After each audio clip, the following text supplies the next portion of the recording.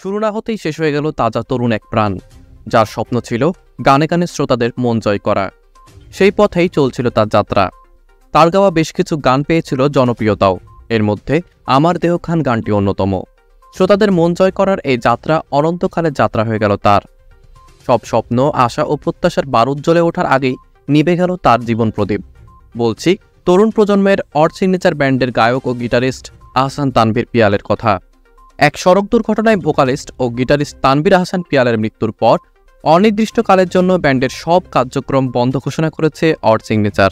সিলেটে এক কনসার্টে যাওয়ার পথে গতকাল শনিবার ভোরে নরসিংদী সদর উপজেলার পাঁচদোলায় এক সড়ক দুর্ঘটনায় মারা গেছেন পিয়াল।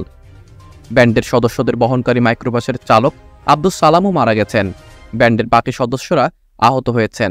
এর মধ্যে রোববার সকালে এক ফেসবুক পোস্টে ব্যান্ডের কার্যক্রম বন্ধের ঘোষণা দিয়েছে অড সিগনেচার।